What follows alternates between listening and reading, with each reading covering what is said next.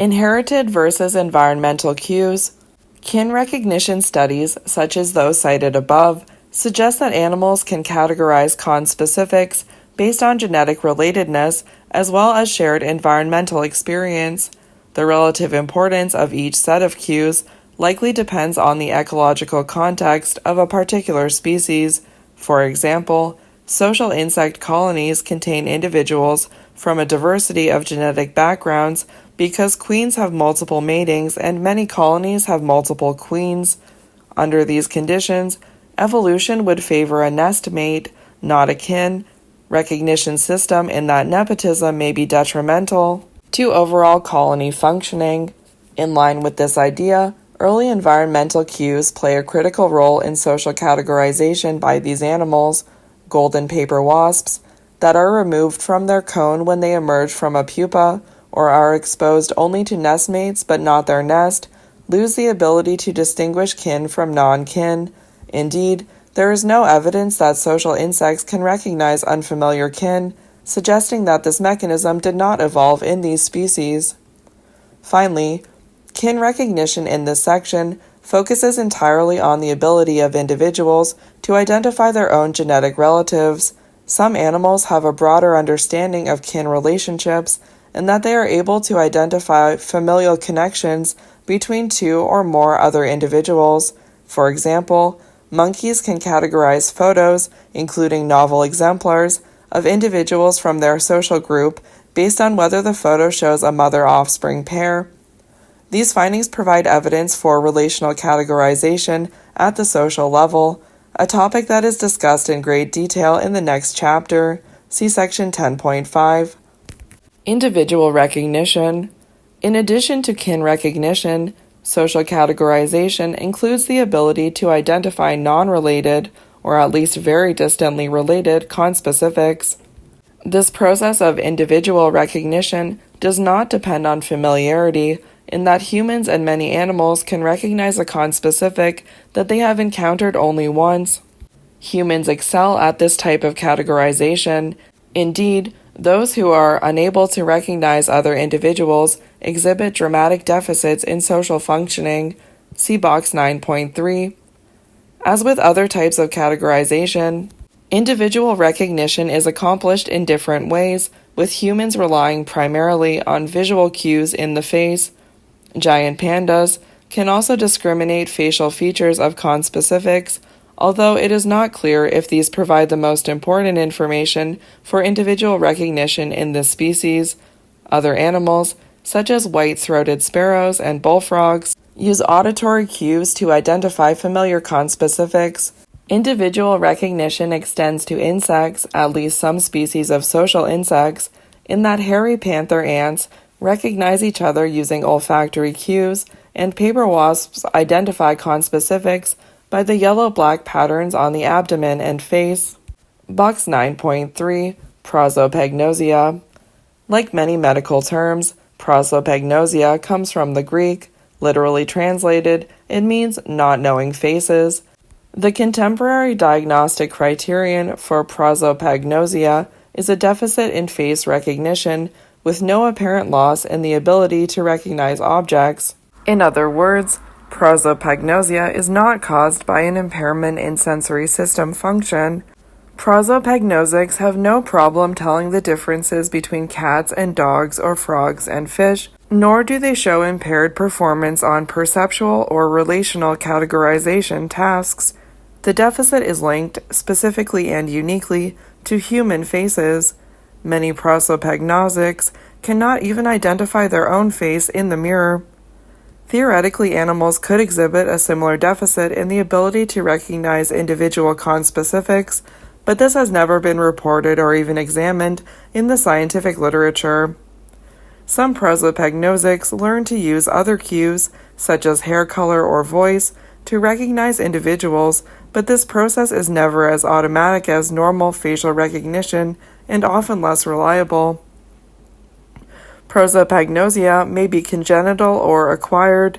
It may be acquired by brain damage, such as stroke or head trauma, to parts of the occipital and temporal lobes. Patients with this condition can no longer recognize other people, even close relatives and friends, which leads to awkward and inappropriate social interactions. The situation is far more devastating than trying to identify the person who strikes up a conversation at a party. Prosopagnosics have no sense of whether an individual is familiar to them or not.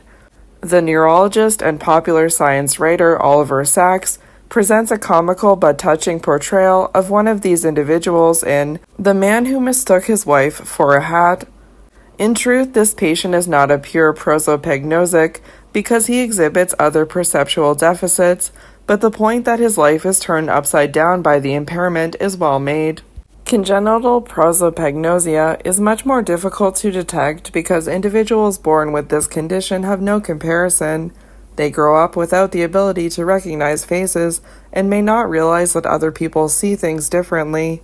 They often develop compensatory mechanisms for individual recognition, i.e., relying on voice, but many continue to have difficulties with social interactions and often become reclusive. There is no evidence to date for neurological alterations in congenital prosopagnosia, but even if these individuals are identified at a young age, they cannot learn to recognize other people by their facial features. The deficit, therefore, may be inherited, a hypothesis that is supported by evidence that congenital prosopagnosia runs in families, and that variations in face recognition abilities of normal controls may be explained by genetic differences. Importantly, facial recognition is not correlated with scores on other visual and verbal recognition tests, confirming that facial recognition is a highly specific cognitive trait. Most likely, it evolved in humans to facilitate the identification of other individuals as aggressive, cooperative, or trustworthy, information that could be used advantageously in future social interactions. Even if animals can recognize cues associated with a particular conspecific, careful experimentation is necessary to show that they can group different cues together that belong to the same individual. The question of interest is whether animals can form a category defined by individual specific traits. At least for some species, the answer appears to be yes. When presented with photos of the face or body of familiar conspecifics, long-tailed macaws correctly put the two together, indicating that they categorize these features as part of the same individual. Rhesus monkeys perform a similar categorization with photos of other monkeys and recordings of their vocalizations.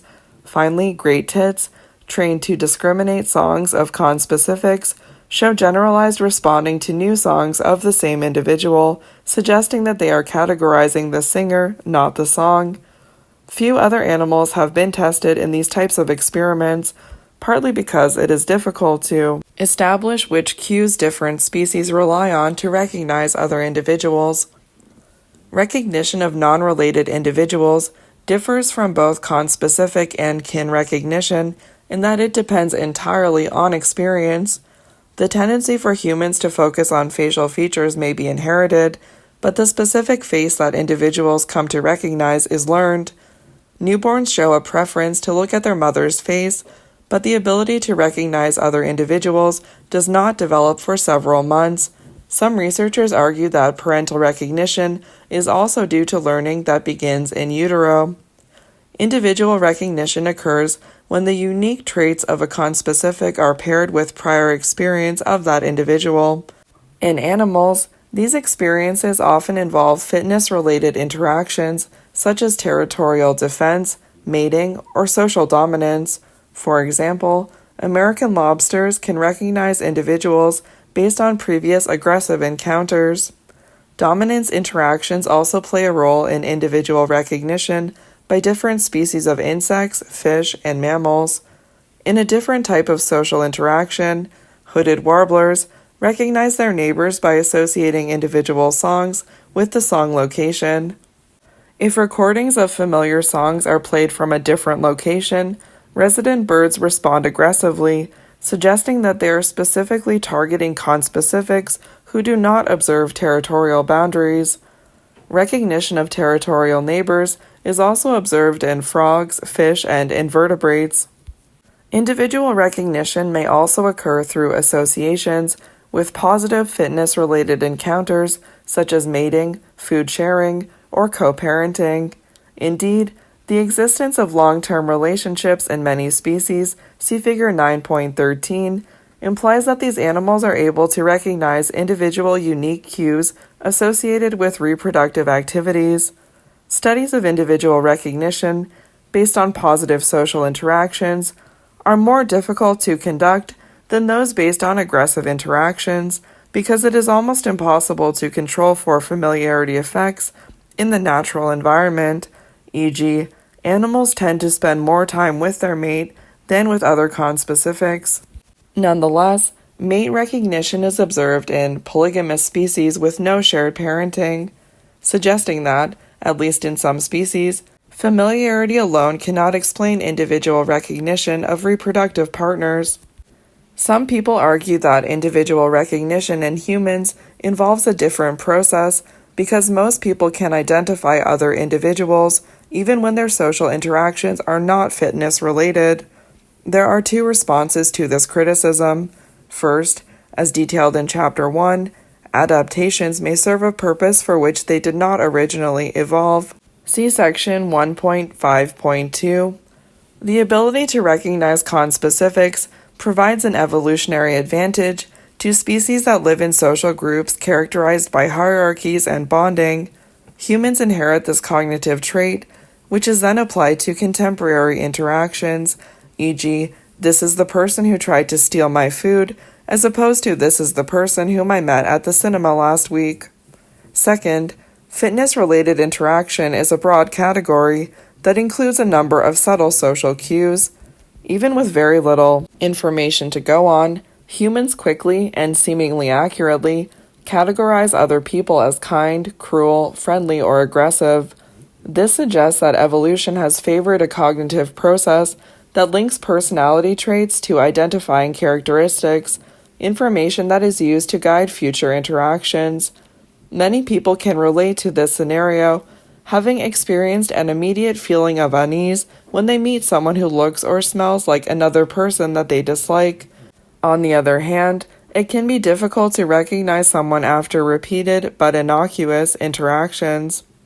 In sum, social categorization is a cognitive process that allows organisms to identify and then classify other individuals. It provides an organizational framework to the social environment that allows humans and many animals to recognize conspecifics, kin, and unrelated individuals. These species are born with a mechanism that draws attention to evolutionarily relevant stimuli, including conspecifics, and a predisposition to link an individual's traits with prior experience of that individual. The ability to categorize individuals based on previous interactions is particularly important in species with stable social structures. Indeed, as group size increases, identity traits of individuals become more pronounced, but only in animals that live and interact with the same group of individuals. Presumably, those that are part of large but fluid social groups have less need to categorize conspecifics based on previous interactions or identified behavioral tendencies. Chapter Summary. Categorization and concept formation are closely linked, although categorization may occur in the absence of concept formation. The cognitive process of grouping items together based on similarities, as well as the mental criteria for defining group membership, are examined most effectively using controlled laboratory studies. These methods have revealed categorization abilities across the animal kingdom, pointing to an evolutionary advantage to this cognitive process. Although it may lead to poor judgments or misattributions, categorization allows organisms to make cost-effective decisions based on minimal information, like heuristics. Humans and most animals exhibit some form of perceptual categorization, the grouping of stimuli based on similarities in sensory features. Even if different species group sensory stimuli into the same categories, they may not be using the same criteria to do so. Natural category research helped to reveal how different species are adapted to attend to specific features of sensory stimuli. The tendency to use this information in perceptual categorization is inherited, whereas the specific categories that an individual forms may depend on environmental experience. Functional categorization groups items together based on a shared meaning or association. It is studied, most commonly, using functional or stimulus equivalence tests. Functional categorization, particularly as it relates to natural categories such as food, has been observed in a variety of species, but the evolution of this ability is still debated. Relational categorization, grouping items based on connections, depends on the relative, not absolute, properties of stimuli to be categorized. An understanding of the rules that connect items or events is a form of analogical reasoning. Many animals exhibit the ability to form relational categories, but relatively few, at least of those tested, can transfer this information to higher-order relationships. Social categorization, the classification of other organisms into groups, includes conspecific recognition, kin recognition, and recognition of non-related individuals of the same species. Conspecific and kin recognition involve both inherited and environmental factors. The relative importance of each depends on the evolutionary history and ecological constraints of a particular species. Recognition of unfamiliar kin may occur through a process of phenotypic matching, in which individuals compare their own behavioral and physiological traits with those of another individual.